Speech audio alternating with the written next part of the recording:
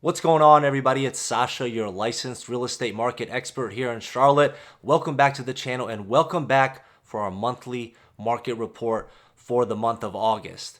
So I have some interesting news. New listings are up almost 20%. The pending sales are up year over year. However, they are 3 times lower than the amount of new listings that we have coming on the market. New listings higher than pending sales equals an increase of inventory. It equals a buildup of inventory. When the market was hot, so many buyers, they couldn't keep up with the homes. Every home that was getting put on the market just kept getting ate up.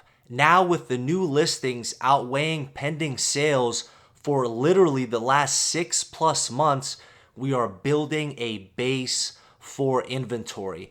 And I think this is 100% going to continue going this way. Right now, we are at levels of inventory we haven't seen since 2018 and 2019. With the prices still being relatively high, with the rates being relatively high, however, we're going to get into them because they did go down. We're seeing these changes. They're happening right now today. If you guys have any specific questions in regards to the market, a neighborhood, a zip code, a general area, a general location, you always know you can call, text, or email me anytime. All my contact information is right here and it's linked down below. I love to chat with you. Now, with that being said, before we hop into the numbers, I gave you a little bit of a sneak peek, and while I'm just giving some of these sneak peeks, prices year over year are up. However, they are down from the month previous. But before we get into the actual numbers that we got in from the month of July, I want to talk to you guys about what we're seeing and what's happening in this real estate market right now. So, interest rates.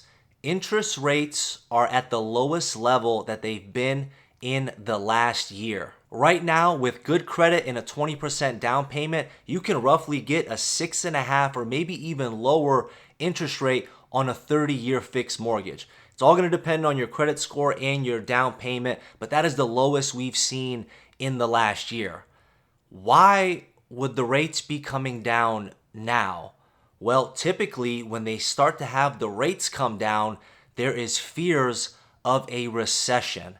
And not to mention, look what just happened in the stock market this past week. Did we bounce back up? Yes, but the godfather of investing, Warren Buffett, just sold $3.6 billion worth of stock for Bank of America. And I wonder where Bank of America headquarters is.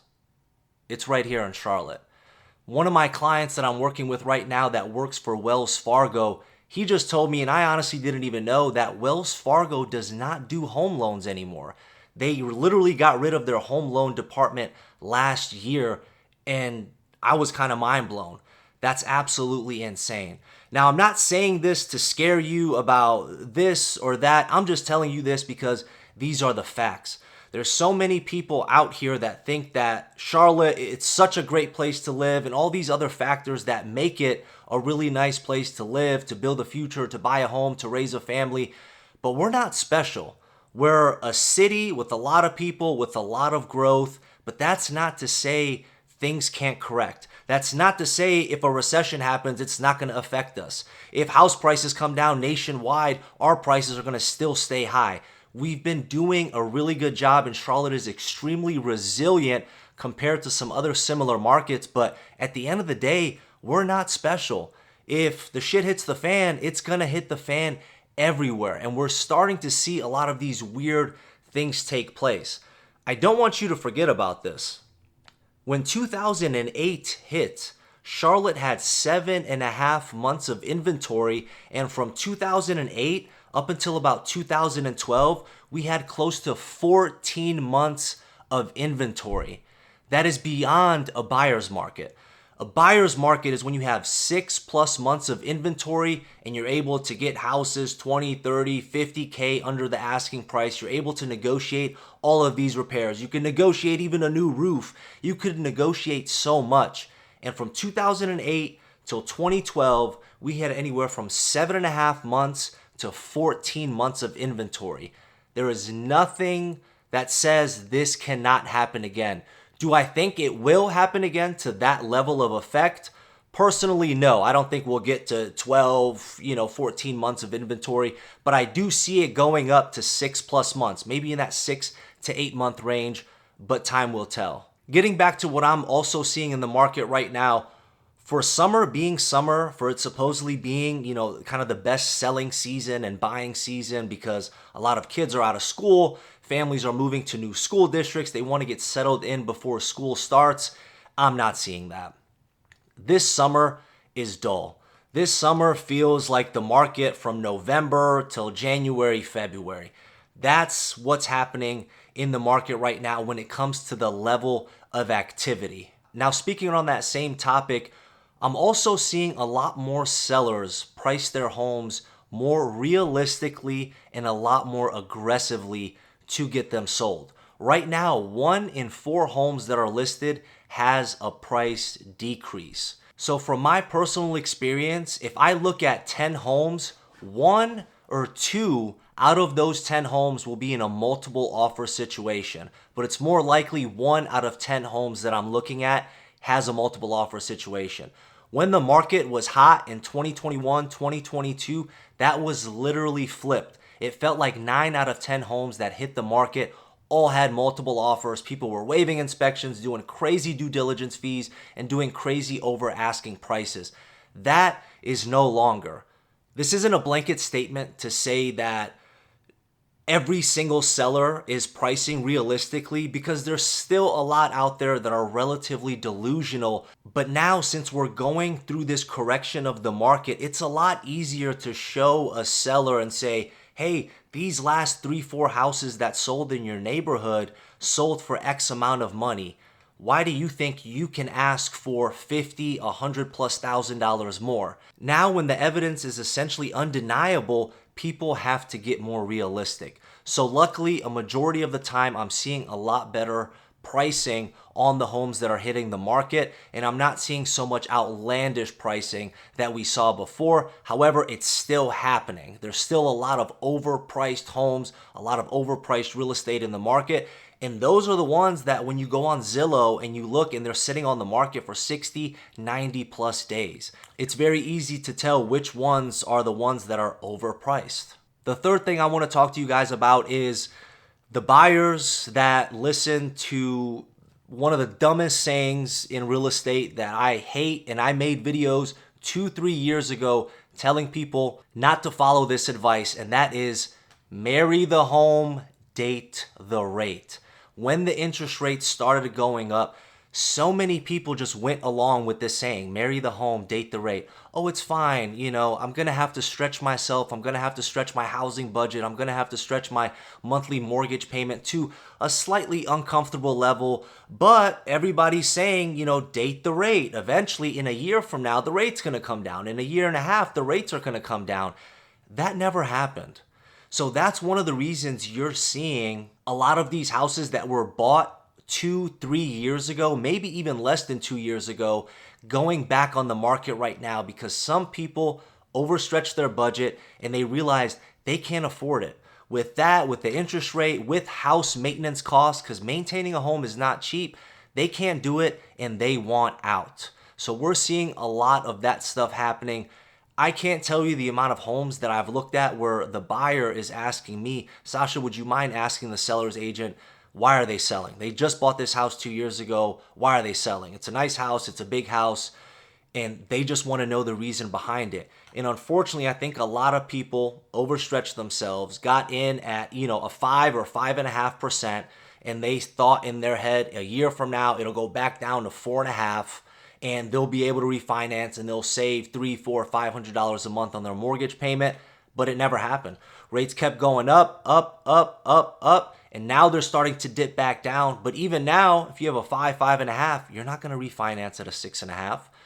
So a lot of people I'm seeing essentially are being kind of forced to sell. But again, there's no way to really tell what other people are going through. It's just something you have to dig a little bit deeper in and ask the right questions to the seller's agent to try to get a justification on, why they're selling so quickly. The fourth thing, An article recently came out from Business Insider and said that 90% of investors are losing money.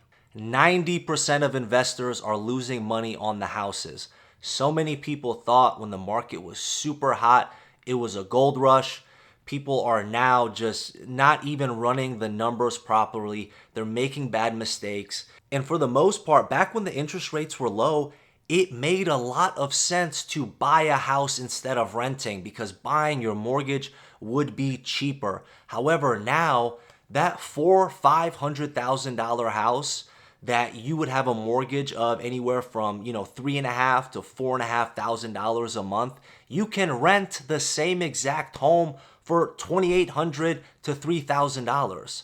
So right now it doesn't make sense, and people have a lot more options. A lot of buyers have more options, and that is causing the market to somewhat flatline out. Because there's so much options available, people can actually take their time when they're looking for a home.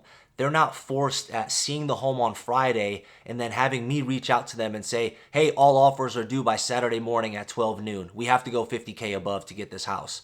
So the landscape of the real estate market is completely different, and I'm honestly very, very excited about it. And again, if you have questions for me, call, text, or email me anytime. But now let's move on from what I'm seeing in the market, which is, it's exciting stuff in all honesty. But let's move into the actual numbers and let's talk about what the data shows us and see how you can take advantage of it. So in regards to new listings, we had 5,063 new listings in the month of July, and that is a 19.3% increase from this time last year.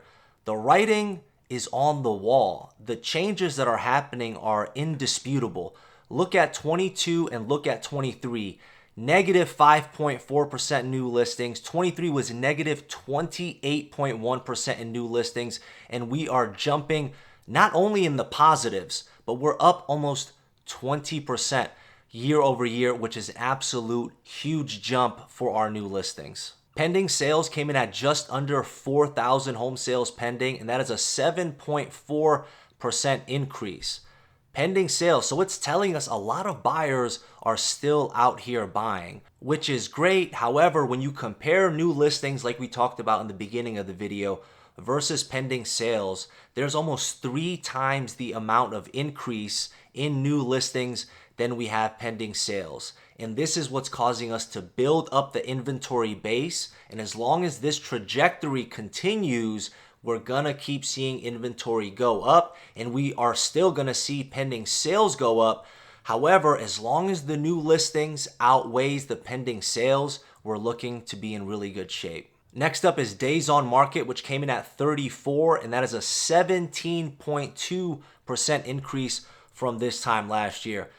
In days on market, this is a direct correlation with what I said earlier. This summer market does not feel like a summer market. It feels like a fall, winter market, in my opinion. And this is just showing us houses are sitting on the market 17.3% longer than they did in July of 2023. And this market is very interesting because people ask me all the time, Sasha, how's the market? How's the market? And you can give an essential broad answer to things, but everything is so tricky because you have some people pricing their homes extremely high. You have some people pricing more realistically, and then you have other people that are pricing very aggressively to get the home sold.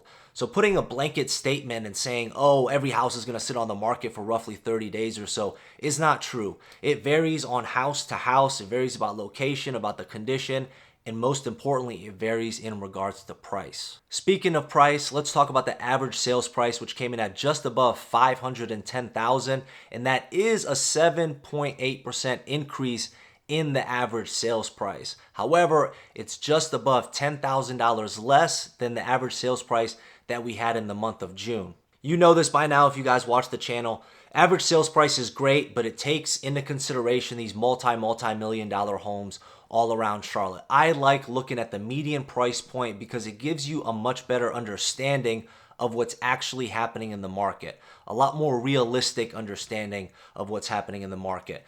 Median sales price came in at just under $402,000, and that's a 3% increase from this time last year. However, from the month previous, we're down $8,000. It's going to be interesting with the fears of recession growing, with a lot more people essentially being more hesitant to buy due to the economic uncertainty and the building up of inventory outweighing the pending sales. These prices, in my opinion, are going to come down. Are they going to come down 30, 40% like some people think? I personally don't, but I do think they are going to come down to a little bit more of a realistic level here in the next 12 to 18 months. Next up, and this is an important one, this is percentage of the original list price received, which came in at 96.9, and that is a 1.5% decrease from this time last year. This stat is telling you on average you can expect to pay 3.1% below the listed price of a home when you get to the closing table. And once again, this number, the 96.9, these are 2018, 2019 real estate market numbers. However, the biggest factor essentially being the difference is prices have gone up significantly from what we had in 2018 to 2019. But when you're looking at the stat itself, even at that time, people were offering roughly about the same at 3.1% for July. And you can see it's a 1.5% decrease from this time last year, which again just reiterates that this past July is not the same July we had in 2023. Last but not least, our favorite stat, I would hope it's your favorite stat because it's what is supply and demand. Months of inventory came in at 2.5%, and that is a 56.3% increase from this time last year. A 56% increase from this time last year. This is huge.